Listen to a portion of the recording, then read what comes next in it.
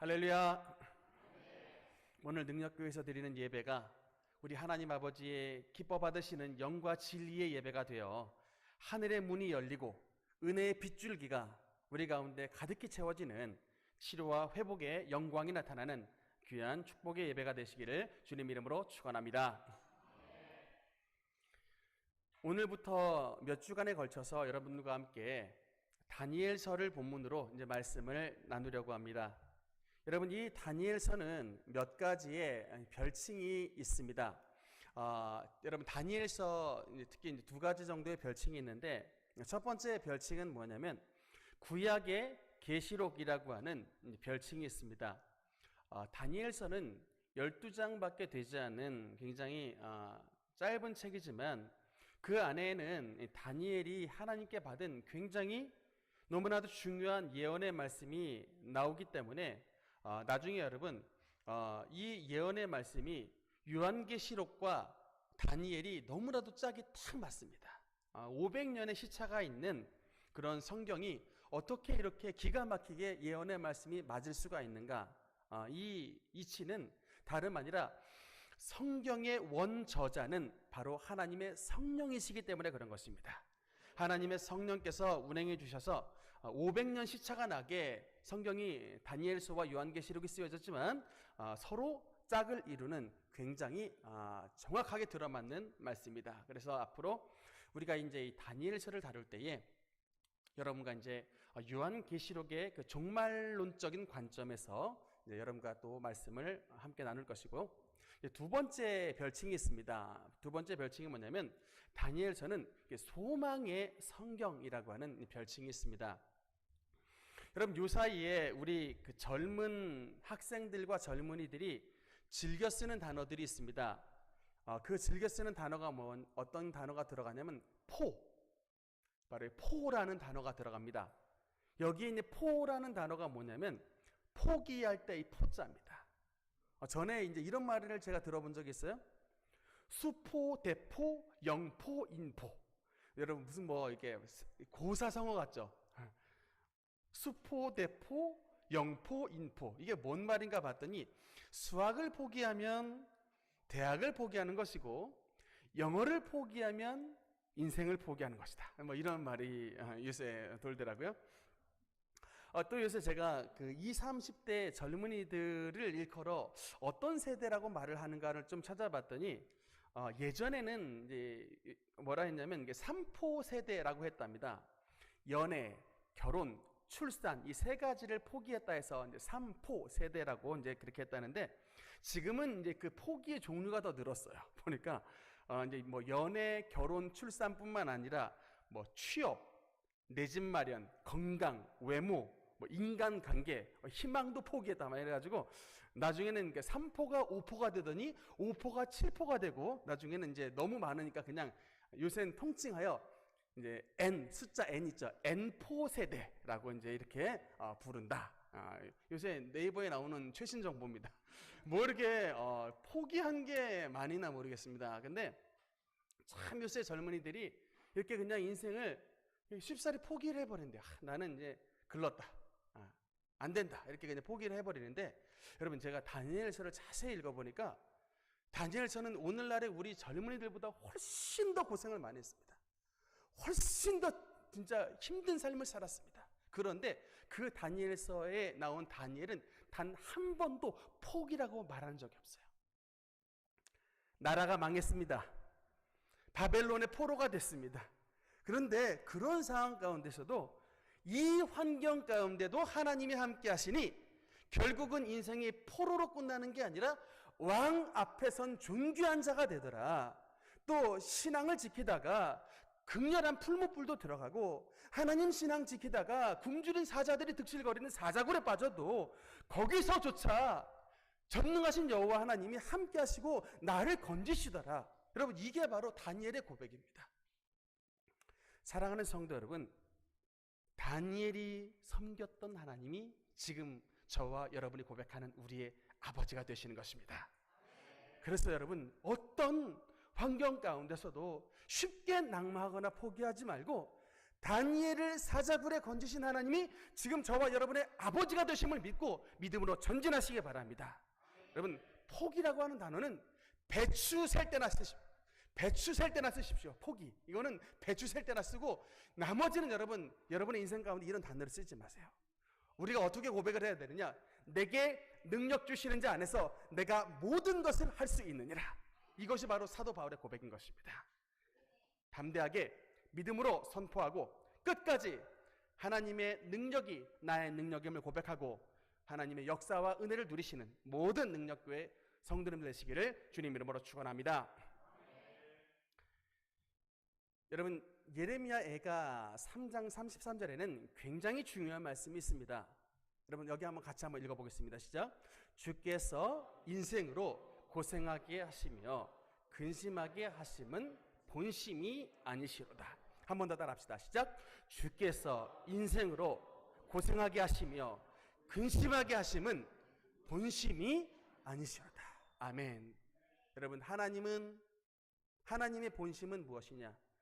우리가 고생하고 우리가 괴로움 당하는 것을 기뻐하시는 것이 하나님의 마음이 아니라 우리가 주님의 은혜 안에서 강건하고 잘되고 풍성하며 주님의 은혜를 누리는 것이 하나님의 본심이라고 말씀하시고 있는 것입니다.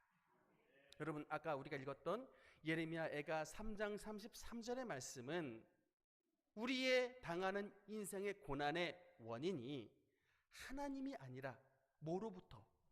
나에게서, 우리의 인생에게서 그 근본 원인이 있다고 주님은 말씀하시는 것입니다. 특별히 1절 말씀을 보면 이런 말씀이 있습니다. 유다 왕 여호야김이 다스린 지 3년이 되는 해에 바벨론 왕 느부갓네살이 예루살렘에 이르러 성을 에워쌌더니 라고 말씀합니다. 이게 다니엘서 1장 1절의 말씀이에요.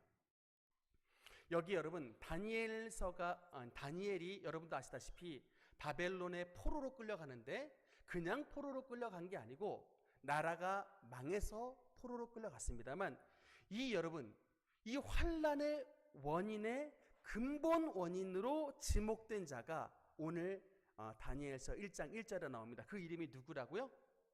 한번 따라합시다. 여호야김. 환란의 원인으로 지목된 자가 누구다? 여호야김이라고 하는 왕의 이름입니다.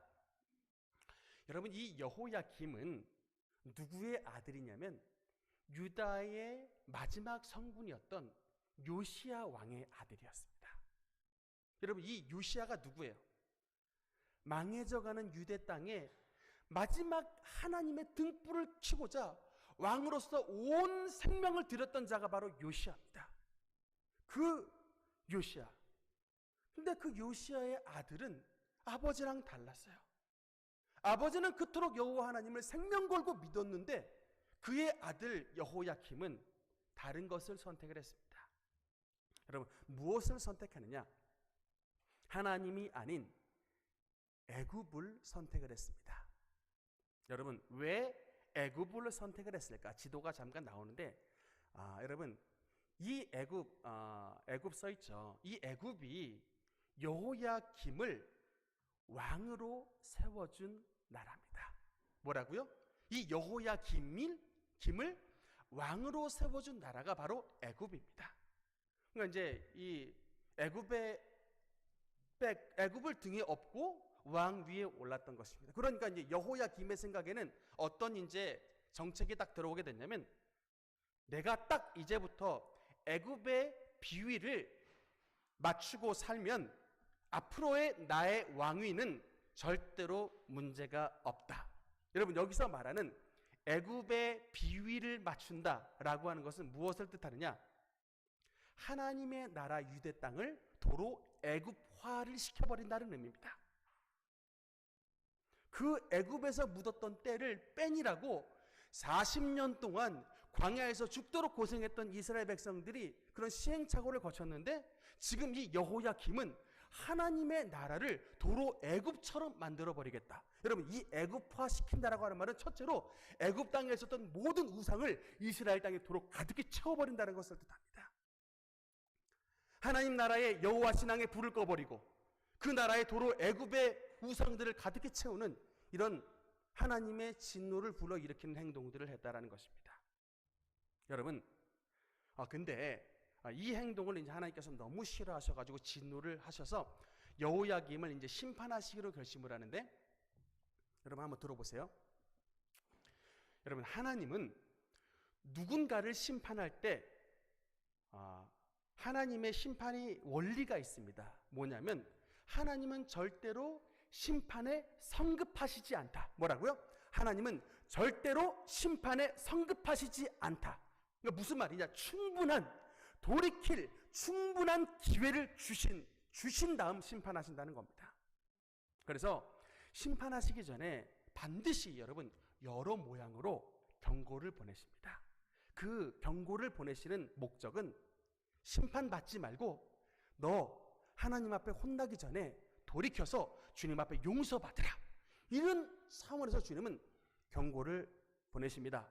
이 여호야김에게도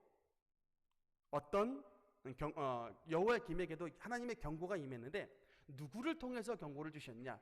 그 유명한 예레미야 선지자를 통해서 여호야김을 경고를 주셨습니다. 그런데 이 예레미야의 눈물의 편지를 받은 여호야김의 태도가 어떠하느냐? 예레미야 36장 23절에는 분명히 기록이 되어 있습니다. 여기 한번 같이 읽어보겠습니다. 시작. 여우디가 선호 쪽을 낭독하면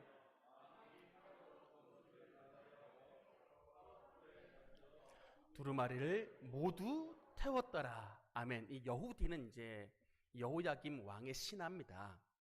그러니까 여우디가 그 예레미야, 하나님의 말씀이 적힌 예레미야의 편지를 읽어주면, 그것을 낭독하면 왕이 그것을 듣고 착 칼을 꺼내가지고 하나님의 말씀인 성경을 쭉 찢어버린 다음에 그것을 불타는 화롯불에 그대로 던져버렸다. 그래서 두루마리를 모두 태워버렸다. 하나님의 준엄한 경고의 말씀을 여러분 뭐 취급했다고요? 하나의 종이짝 취급을 했다는 겁니다.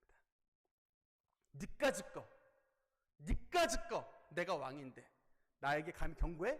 종이짝에 불과하지. 던져버리는 거예요. 이때라도, 이렇게 경고의 말씀을 받았을 때라도 돌이켰으면 자기도 죽는 일 없고 그의 백성도 포로되는 일이 없는데 이 하나님의 경고의 말씀을 끝까지 무시하니까 결국에는 자기도 죽고 나라도 망하고 백성도 포로가 되어버렸던 것입니다. 여러분, 여기 우리의 기도 제목이 있습니다. 이 말씀을 들은 우리에게 이제 기도 제목이 나옵니다. 뭐냐?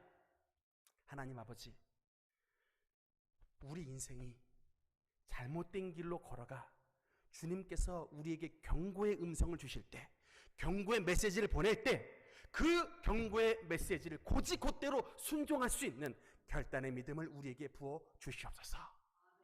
여호야김처럼 하나님의 경고가 임했을 때 칼로 종이짝을 베버리는 그런 패역한 자가 아니라 다윗처럼 나단 선지자가 주님 앞에 책망했을 때 눈물로 회개하는 그런 신앙이 우리에게도 허락하여 주시옵소서. 여러분, 하나님께서 주시는 기회를 붙잡는 저와 여러분이 되어야 되는 것입니다. 얼마 전 하나님께서 실제로 저에게 어떤 징조를 통해서 경고를 주신 일이 있습니다.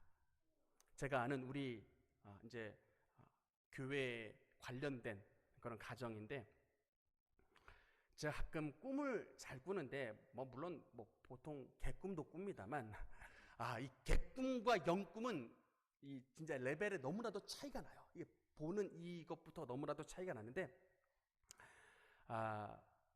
꿈속에서 딱 이제 영적인 딱 이제 환상처럼 딱 보이는데, 아이와 엄마가 테이블에 마주 앉아서 케이크 촛불을 탁 켜고 있는데, 저는 갑자기 시선이 탁 다른 데로 가더니 집안 구석에 보니까 불이 붙었어요.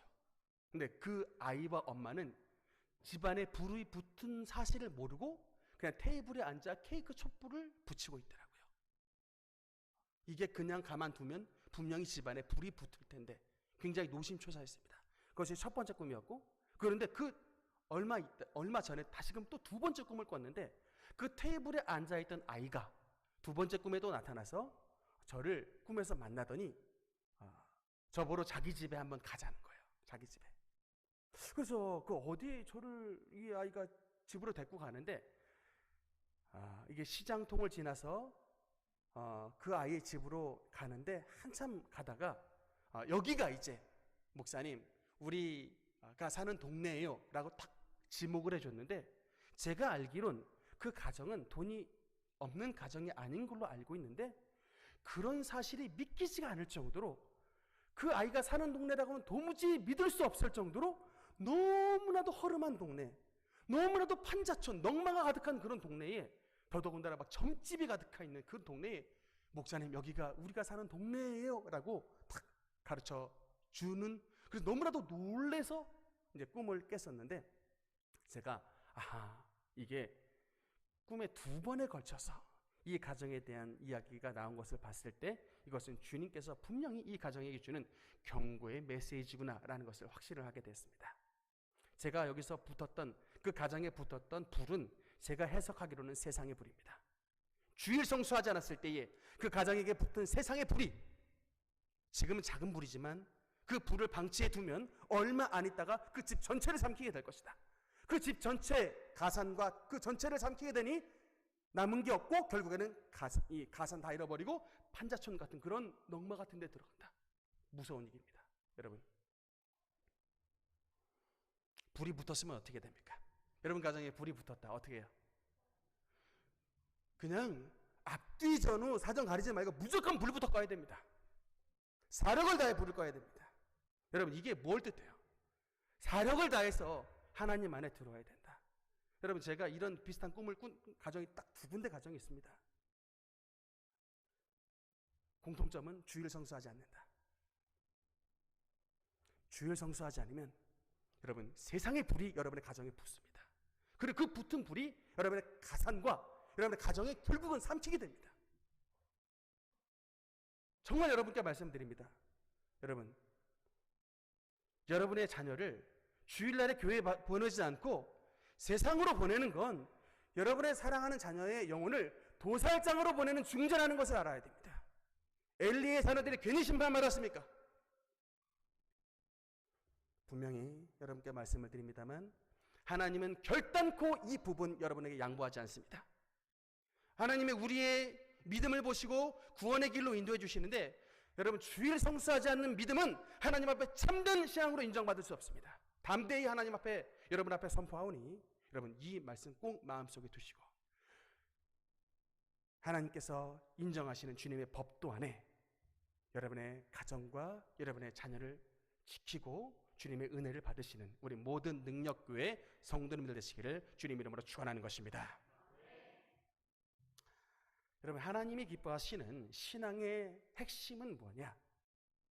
바로 하나님이 기뻐하시는 신앙의 핵심은 환경에 가로막고 여러 방해의 제약들이 우뚝 서 있지만 그런 환경의 제약에 눌리지 아니하고 그 모든 제약을 믿음으로 딛고 일어서는 믿음, 여러분 이것을 하나님께서 정말로 기뻐 받으시는 것입니다. 얼마 전에 영국의 엘리자베스 2세 여왕의 남편 필립 공이 이제 별세했습니다. 이분이 참 장수를 하셨더라고요. 나이가 이제 99세 때 별세하셨는데 우리 나이로 말하면 100세입니다. 근데 이 여왕의 남편이 돌아가셨는데 여러분 영국의 국기가 조기가 개항이 됐고 전 세계에서 이 애도의 이제 화환과 이제 메시지 SNS가 막 이제 영국 왕실로 막 쇄도를 했습니다. 참 그런 보면서 야 이게 참 그 왕실의 왕족으로 귀족으로 산다는 것 자체가 참 복된 일이었겠구나라고 생각이 드는데 여러분 이 성경에 보니까 다니엘과 세 친구도 왕족이었고 귀족이었다라고 말씀이 나옵니다. 그런데 이렇게 왕족과 귀족으로 살았던 다니엘과 세 친구가 하루아침에 여러분 바벨론이 쳐들어와서 예루살렘이 무너지고 모든 왕족과 귀족이 바벨론의 포로가 되었을 때 그 슬픔을 어떻게 말할 수가 있겠습니까? 시편 137편 1절에는 이런 노래가 있습니다. 우리가 바벨론의 여러 강변 거기에 앉아서 시온을 기억하며 울었도다. 이게 바로 바벨론 유수의 노래예요. 시편 137편 1절에 나오는 바벨론에 끌려갔을 때 우리가 바벨론의 여러 강변에 앉아 거기서 시온을 기억하고 울었도다. 여러분, 그런데다가 바벨론에 도착을 하고 나니까 어떤 일이 시작이 됐냐면 이름을 바꿔버렸습니다. 우리 역사로 말하면 창씨개명이 이루어졌던 것입니다.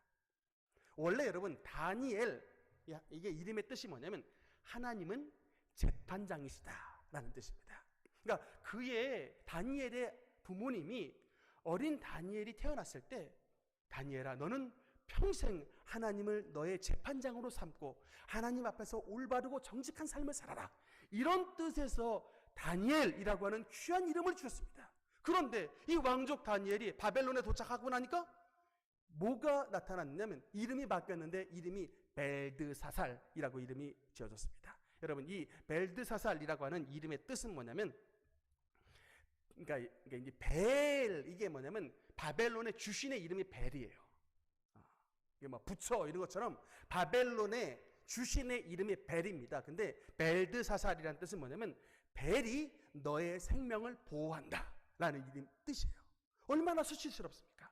여호와는 나의 재판장이라고 하는 이름을 가지고 살았는데 바벨론에 도착하니까 왕이 이름을 바꿔버려요. 너는 이제 다니엘이 아니고 벨드사살이야. 너의 신은 벨이야. 벨이 네 생명을 보호해. 이름을 이렇게 바꿔버립니다. 얼마나 수치스러워요. 여러분, 다니엘만 바뀐 게 아니라 여러분, 그 다니엘의 세 친구였던 하나냐, 미사엘, 아사랴. 사실은 여러분, 우리가 이 이름으로 잘 모르고 뭐로 잘 압니까? 사드락과 메삭과 아벳느고로 이름을 잘 아는데 이것은 사실은 창씨 개명된 이름이에요. 우리가 원래 제대로 알려면 뭡니까? 하나냐, 미사엘, 아사랴, 이 이름으로, 이게 유대식 이름으로 알아야 되는데 하도 그냥 뭐 사드락과 메삭과 아벳느고 하니까 하지만 이 느고 역시 여러분 이게 바벨론 신의 이름입니다. 메삭할 때 사쿠, 이것도 바벨론 신의 우상의 이름이에요. 그러니까 다 이름을 바꿔버렸어요. 이런 참 자기 이름도 제대로 불리지 못하는, 자기 이름에 바벨론 주신이 들어가 버리는 이런 왕족에게서 포로가 됐고 하나님의 이름이 자기에게서 지워져 버리고 우상의 이름으로 바뀌어버렸던 이런 환경 가운데 있었던 다니엘과 세 친구인데, 여러분 이 가운데서 이들이 결국은 어떻게 했느냐? 오늘 본문 8절의 말씀에 보면 이런 말씀이 나옵니다.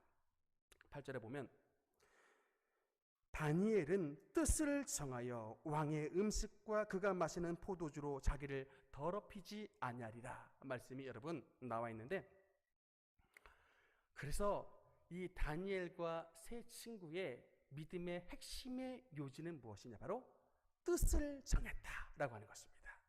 뭐라고요? 뜻을 정하여, 뜻을 정했다. 다니엘은 자기의 이름이 벨드사살로 바뀌고 자신의 신분이 왕족에서 포로가 되는 이런 너무나도 수치스럽고 너무나도 참 이 모든 환경이 이 높은 장벽에 둘러싸이는 것 같은 이런 암담한 처지에 떨어졌지만 그 환경 속에서도 다니엘과 세 친구는 하나님의 말씀을 지키기로 어떻게 했다? 뜻을 정했다라고 하는 것입니다.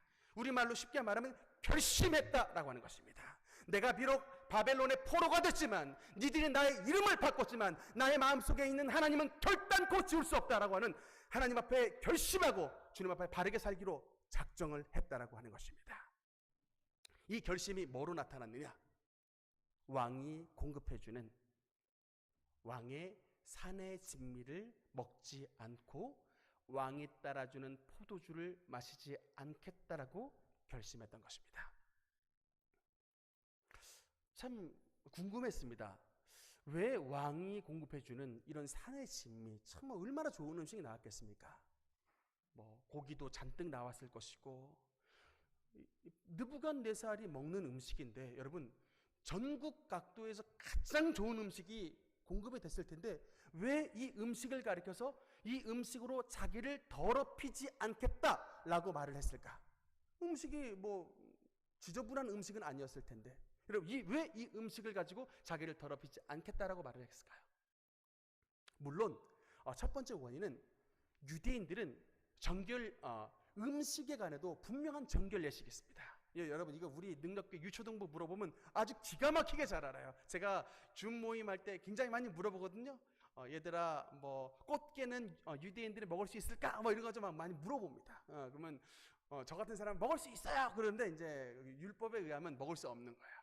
바다에서 나오는 모든 씨푸드라고 다 먹는 게 아니고 딱 두 가지 조건이 있어요. 먹을 수 있는 거. 첫 번째 뭡니까? 지느러미가 있어야 되고, 두 번째 뭡니까? 비늘이 있어야 되는. 지느러미와 비늘이 두 가지 다 있어야만이 바다에 있는 것도 먹을 수 있다. 우리 능력교 유초등부 다 압니다. 아주 굉장히 우리 아이들이 수준이 높은데, 그래서 이 다니엘은 유대인이었기 때문에 이 당시에 이방 땅이었던 바벨론에서 나왔던 이런 음식은 유대인의 정결 예식으로 봐서 부정한 음식입니다. 그렇기 때문에 첫째로는 이 음식은 먹지 않겠다라고 거절한 것이에요. 그런데 더욱더 중요한 원인의 한 가지가 있습니다. 뭐냐면 여러분 우리나라 옛날에도 어떤 풍습이 있었냐면 닭 한 마리를 잡아도 그냥 잡는 법이 없어요. 이게 선앙당이나 이런 제사 드리는 데 가서 한 번 빌고서 닭 잡고 그리고 집안 사람들이 먹었습니다. 이게 옛날 고대 사람들의 풍습입니다. 바벨론에 나오는 모든 여러분 고기가 다 마찬가지예요. 전부 다 신전에서 우상에게 드리는 제물이 된 다음에 그 다음에 각 처소에게 공급이 됐던 것입니다. 그러니까 우상에게 드렸던 이런 고기는 어떤 맛있는 거라 해도 내가 절대로 입에 대지 않겠다라고 하는 신앙의 결단이 다니엘과 세 친구에게서 있었던 것입니다. 여러분, 제가 이 말씀을 보면서 우리가 어떻게 다니엘이 될 수가 있을까? 우리는 어떻게 우리 삶 가운데 뜻을 정할 수 있을까? 다시 한번 생각을 해보게 됐습니다. 이 뜻을 정하여라고 하는 것은 나는 이 바벨론 땅에서도 유대인으로 살겠다는 것입니다. 이 말은 뭐냐면 여러분이 발걸음이 닿는 학교에서, 여러분의 발걸음이 있는 직장에서, 회사에서 내가 하나님의 백성으로 살겠다라고 하는 선을 끊는 것입니다. 뜻을 정한다라고 하는 것은 뭐라고요? 선을 긋는 것입니다. 쉽게 말하면 오늘날 요새도 속초 가면 횟집에 굉장히 많이 있는데 얼마 전 뉴스에도 한번 봤었습니다만 속초에 있는 상인들이 저울을 1kg 이렇게 광어를 올려놓으면 저울에는 2kg가 돼버려요.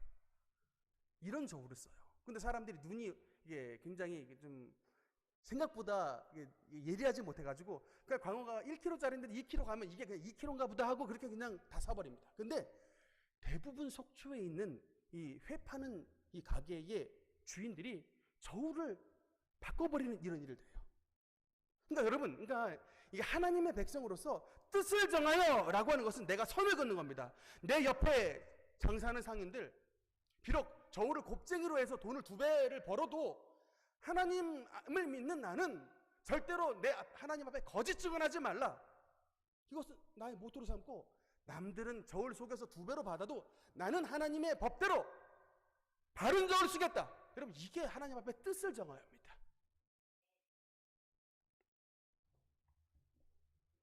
축산 일들 종사하는 분들 원산지 바꾸면 여러분 너무나도 쉽게 벌어요. 중국산 수입해서 한우자 붙여버리고 이러면 돈 그냥 쉽게 벌습니다. 내 옆에 정육점 원산지 속여서 돈 곱쟁이로 세곱쟁이로 벌어도 하나님을 믿는 나는 뜻을 정하여 하나님 앞에 바르게 정직하게 팔겠습니다. 이게 여러분의 삶에서 여러분이 다니엘이 되는 길입니다. 뜻을 정하는 거예요. 남들 따라주는 술 넙죽넙죽 다 받아먹지 않고 그 가운데서도 예수의 이름 지키겠다. 여러분 근데 저도 경험해 봤습니다. 제가 제일 처음에 대학을 원주에 있는 곳에 갔었을 때 신입생 환영회 날 학과 선배가 따라주는 술, 제가 그때 당시에는 굉장히 신앙이 좋은 때가 아니었습니다. 그냥 먹고 싶지 않았어요. 그냥 술을 먹고 싶지 않아서 그냥 거절했습니다. 안 마시겠다고. 그랬더니 그때로부터 이유 없이 저를 미워하고 진짜 술판에서 이게 선배만 아니면 한번 이게 한번 이게 아니 뭐 술 안, 요새는 좀 그런 분위기가 좀 덜합니다만 저희 때만 해도 사실 굉장히 그런 분위기가 됐어요. 그러니까 여러분 선을 선택하는 순간 악의 굉장한 집요함을 받습니다. 여러분 그거 아셔야 돼요. 선을 선택하는 순간 악의 공격에 대한 대가를 지불하게 되어 있습니다. 왜냐하면 똑같이 악을 행하면 기분 나쁘지 않는데 저놈 하나 정직하겠다고 하니까 괜히 튕기거든요. 그러니까는 악의 집요한 공격을 받는다고요. 각오하셔야 됩니다. 다니엘은 이 악의 집요한 공격을 온몸으로 받아냈던 사람입니다. 사자굴에도 들어갔고 신앙 지키겠다고 불못불도 들어가고, 여러분이 뭐 죄져서 들어간 게 아니라 신앙 지키겠다고 악의 집요한 공격을 받았어요. 그런데 여러분 결국 누가 승리합니까? 결국 누가 하나님께서 오른손을 들어주십니까? 신앙을 지키고 뜻을 정하여 하나님의 올바름을 선택한 자를 하나님께서 결국 지켜주시는 것입니다. 16절에 보면 8절에 보면 뜻을 정하여 왕의 음식과 그가 마시는 포도주로 자기를 더럽히지 아니하겠다 하고, 16절에 그리하여 이제 이 고기 대신에 채식을 이제 먹게 되는데, 결론을 뭐냐? 채식을 먹었던 다니엘과 세 친구가 육식을 먹었던, 여러분 다른 바벨론의 그 귀공자들 자제들보다 훨씬 더 얼굴에 기름기가 흘렀다라고 증언을 하고 있습니다. 여러분 이것은 우리에게 무엇을 말씀하냐면, 이 채식이란 단어가 우리에게 말씀하시는 영적 의미는, 우리는 채식을 먹지만 하나님은 그 채식을 통해 우리의 부족한 모든 것들을 공급해 주신다는 겁니다. 우리의 건강의 은혜를 공급해 주시고 우리의 보호의 은혜를 공급해 주시고, 그러니까 우리는 모자른 거예요. 여러분 어떻게 고기를 잔뜩 먹는 사람과 채식만 먹는 사람이 둘을 비교해 봤을 때 상식적으로 고기를 더 많이 먹는 사람의 얼굴이 윤기가 나게 돼 있지. 그런데 여러분 다니엘과 세 친구는 채식을 했지만 이 고기를 먹었던 사람보다 더욱더 빛나게 만들어 주셨다라고 하는 것은, 하나님이 함께 하시는 한 세상에 공급해 주지 못한 영양, 세상에 공급해 주지 못한 보호, 세상에 공급해 주지 못한 모든 건강의 은혜를 여러분 가운데 하나님께서 친히 시마다 때마다 공급해 주신다라고 하는 것입니다. 여러분 이제 마지막 이 말씀으로 헨리 스웨인 목사님의 간증이 있습니다. 이 헨리 스웨인 목사님은 한국에 이제 나중에 선교사가 되셨는데, 참 이분이 우리 대한민국의 6.25 사변 때에 미군의 병사로 참전을 하신 참전 용사였답니다. 그는 이제 미국의 병사 상사였는데 한국 전선에 참전을 해서 자기 대대 한 개의 대대가 한 고지를 지키다가 그때 당시에 이제 준공군의 습격을 받아가지고 다 죽고, 이 헨리 스웨인 목사님의 딱 한 개 분대만 생존을 하게 됐답니다. 그러니까 여러분 한 개 분대 뭐 해봐야 뭐 10명 정도 되겠는데, 이 분대가 9.4일생으로 이제 그 고지에서 도망을 쳐가지고 후방 본부로 왔는데, 후방 본부에서 어떤 명령이 떨어졌냐면 체포 명령이 떨어진 거예요. 뭐냐면 이 체포 명령이 떨어진 이유가 뭐냐면, 사령부의 명령을 듣지 않고 니들이 끝까지 이 고지를 사수하지 않고 고지에서 도망쳤다 이렇게 해가지고 모두 다 체포가 되고 다 잡혔습니다. 그래서 이제 후방 사령부에서 이제 명령이 떨어졌어요. 오늘 저녁에 너희 한 개 부대가 도로 올라가서 공격해서 그 중공군의 고지를 탈환해라, 이렇게 명령이 떨어졌습니다. 그렇지 않으면 너희들 모두 다 군법 회의에 이제 소집하겠다, 이렇게 그래서 이 스웨인 상사가 거느렸던 1개 분대가 완전히 초상집이 된 거예요. 근데 그 이제 스웨인 목사님이 이제 그 당시에 그 말씀에 의하면 뭐라고 그러냐면, 이 이제 고지 탈환하라라고 이제 올려 보냈는데 당시에 모든 부대원들이 다 통곡을 하고 울었답니다. 이제 그러면서 이제 우리 어머니를 이제 마지막으로 보는구나, 이제 우리 형제를 마지막으로 보는구나, 그러면서 이제 처자를 마지막에 보는구나, 그들이 이별의 편지를 쓰고 다 통곡하고 우는데, 그 당시에 이제 그 헨리 스웨인 상사의 그 분대원 가운데 예수님을 믿는 사람이 딱 본인 한 사람밖에 없었대요. 근데 그래서 이 상사분이 딱 뭐라고 말했냐면, 부대원들 다 불러놓고 여러분들이요, 울지 마십시오. 우리에게는 기적이라는 게 있습니다. 우리 힘으로는 절대로 고지를 점령하지 못하지만 구약 성경에 보면 하나님께서 이스라엘 백성들이 기도할 때 친히 대신 싸워준 일이 있습니다. 우리가 우리의 힘으로 올라가면 우리는 모두는 다 죽습니다만 우리를 위해 하나님이 싸워주시면 우리가 하나님의 기적의 능력으로 저 중공군이 버티고 있는 고지를 점령할 수 있습니다. 오늘 이 시간 우리가 지난날에 지었던 모든 죄를 회개하고 예수님 믿고 정말 우리의 믿음으로 나아가자 하는데 막 그냥 그 분대원들이 완전히 울음바다가 됐답니다. 그래서 이제 회개하고 주님 우리와 싸워주십시오 하고 이제 올라가는데 이제 뭐 고지에 딱 올라가려고 그러는데 이제 다시 이 분대원들이 올라오는 거 알고 중공군들이 이미 자리를 다 잡고 있더랍니다. 근데 뭐 완전히 그냥 이 올라오니까 중공군들이 쏘는 그 총알밭이었는데 있는 힘을 다해가지고 막 그 바위 위에 이제 다 숨어 있는데 갑자기 위에서 어떤 장대가 하나 이렇게 내려오더래요.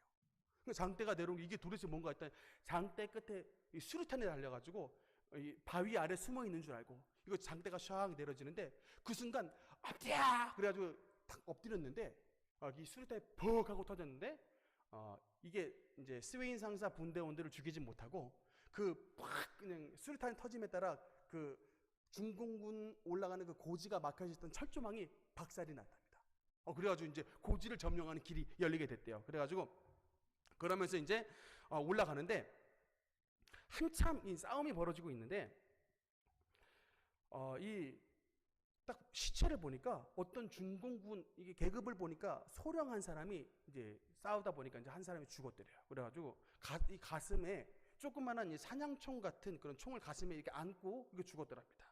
근데 이제 이 분대원이 뭐 총알도 이제 막 떨어져가고 총이 없으니까 무조건 이제 그 중공군을 향해서 막 쏴야 되는데 그냥 그 소령에 있는 품에 있는 이 총을 빼가지고 팡 하고 이제 쐈는데 이 총알이 나가는데 이게 총알이 그냥 총알이 아니고 이 신호탄 총알이 나와가지고 하늘을 향해서 막 오색 영롱한 총알이 삑 하고 이렇게 쏴지더래요. 두 줄기로 삑 하고 쏘져가서 이 뭐 이런 총알이 다 있나라고 했었는데 그 순간 이걸 딱 보는 순간 이제 중공군들이 그 총알을 보더니 자기들끼리 막 이게 수근수근 하더니 일시에 도망을 치기 시작하더랍니다. 다 자리에서 일어나가지고 걸음아 날 살려라 막 도망을 치는데 이제 막 도망치니까 이 중공군이 놓고 갔던 그 막 기관총 가지고 막 그냥 싹 질러 제껴버렸대요. 그러니까 막 이제 이 중공군들이 시체가 막 산처럼 쌓이는데 나중에 알고 보니까 중공군이 왜 달아났냐면 그 죽었던 이 자가 이제 소령의 이제 소령 사령관인데 그게 중공군 퇴각하라라고 하는 그 신호탄이 들었던 그 총이었던 거예요. 근데 뭣도 모르고 그냥 쐈는데 그 중공군이 신호탄이 발사되니까 다 싸우다 말고 다 도망갔던 거예요.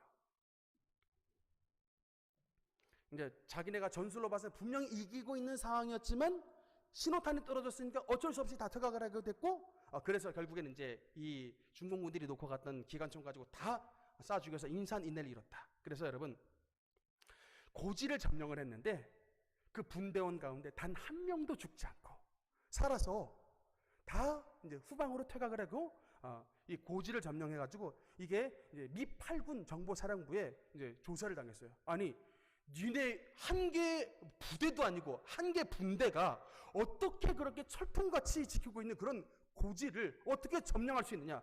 무슨 전술을 사용했느냐?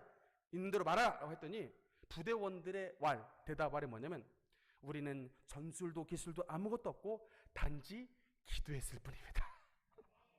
근데 이 스웨인 상사가 이 6.25 전쟁에서 중공군을 무찌른 이 감격이 너무나도 커가지고 결국에는 전쟁 끝나고 나서 우리나라 대한민국의 선교사로 지원을 하게 돼서 여의도 순복음교회 선교사로 15년을 살다가 하나님 앞에 소천했었습니다. 여러분 하나님의 역사가 바로 이런 것이라고요.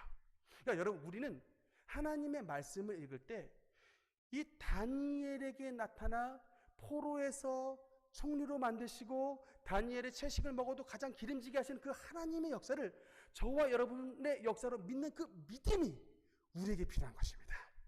여러분 진짜 하나님께서 기뻐 받으시는 신앙은 그 성경에 나오는 그 하나님을 저와 여러분의 하나님으로 믿고 믿음으로 나가는 절대 불변 확신의 믿음을 가진 저와 여러분을 하나님께서 너무도 기뻐 받으시고 우리 가운데 역사해 주시는 것입니다.